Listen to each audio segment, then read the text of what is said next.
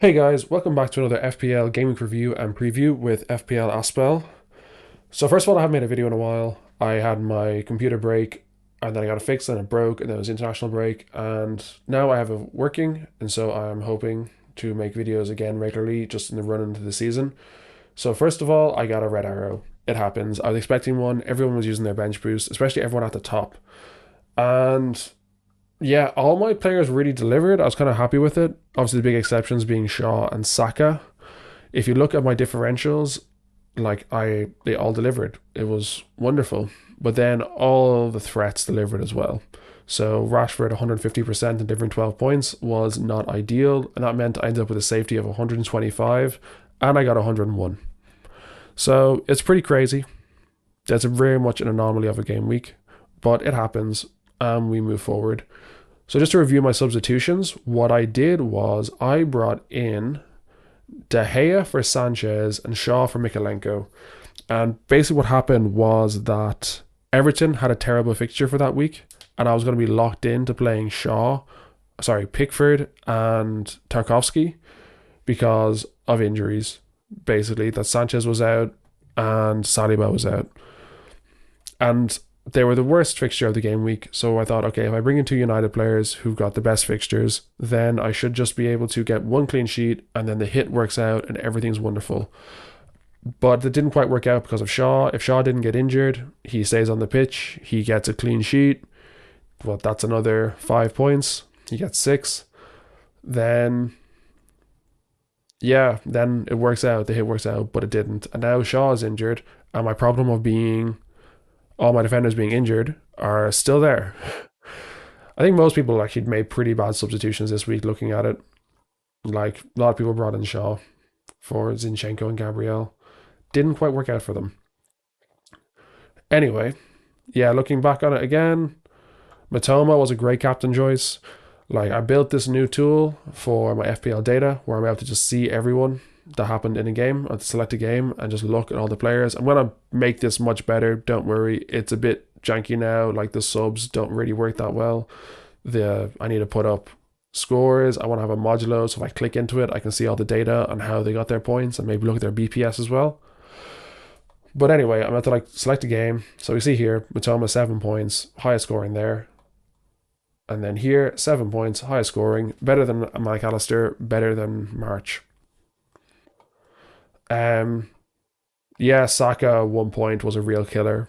Odegaard 6 points, I'll take that. Salah 7 points, he didn't play the second game. He came off the bench for a few minutes in the second game, and Chelsea kept a clean sheet, which was really, really annoying because a lot of people own Chilwell, and he got zero in the first game. And I thought, like, everything's coming up Millhouse here. Chilwell's getting zero, all my threats are getting zero, wonderful. But then he got a 9 in the second game, and everyone who owned Chilwell did really, really well. Did better than me with my Rico Henry. Yeah, and then up top, Watkins and Buendia actually combined for a goal in the second game, which was wonderful. And Watkins obviously scored in the first game as well. He got, 2 goals, 5 bonus, 4 appearances. That's why double game weeks can be really, really broken if you can get bonuses in both games and get a decisive in both games. Like, a goal a game week isn't anything crazy, but in one game week, 17 is crazy. Like, I remember when Haaland scored a hat trick against Crystal Palace earlier in the season. He got 17 points. That was the week I triple captained, actually. I triple captained Harry Kane over Haaland, and Kane missed his first penalty in like years, and he got 10 points, and Haaland got 17. So I would be 21 points better off if I'd actually triple captained Haaland that week. But anyway, we're going to look ahead now to the next game week, which is here on this page. And yeah, so Man City, Man United, and Aston Villa.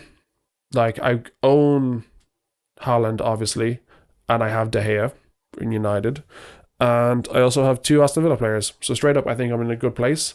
But then I kind of look at the numbers, and Haaland, De Bruyne, Fernandes, and Rashford are just the big four this week. I think all four of them are going to do really, really well.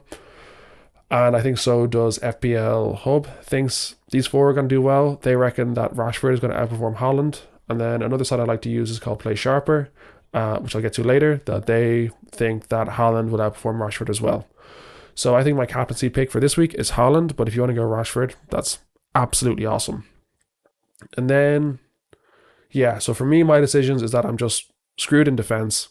just straight up, that Shaw is out injured. So I once again only have 3 defenders, and I've got Tarkovsky against Man United, which I'm not going to play Tarkovsky against Man United. See, Everton are the worst team this week. And I don't think it's like a bad decision to have Everton defenders. They sync up pretty well with United, that when United are blanking, they've got good fixtures. So I think it's fine looking ahead. But it does leave me in a bit of a sore spot this week with Shaw out and Saliba out. And so I need to get in a defender. The obvious place to go is just to go to the favourites.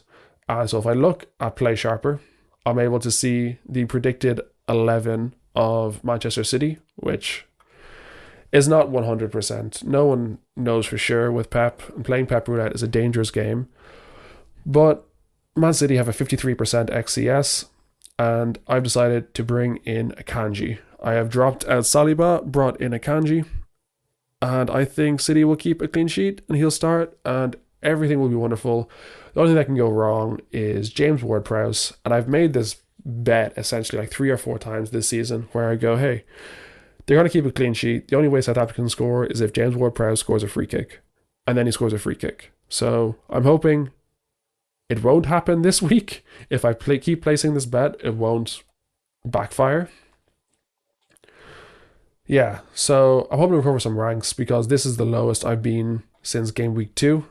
I had a crazy game week in game week 2, and I got to the top 10k, and I jumped out of it a few times. I went down to 11k, I went down to 15k, and now I'm down to 16k. And I didn't even have that bad a game week. Like 1.5 million is absolutely fine. Like if you look further back here, the game week 23, I finished 1.5 million, and I went from 7k to 5k. But it happens. Not going to be mad at anything. It's absolutely fine.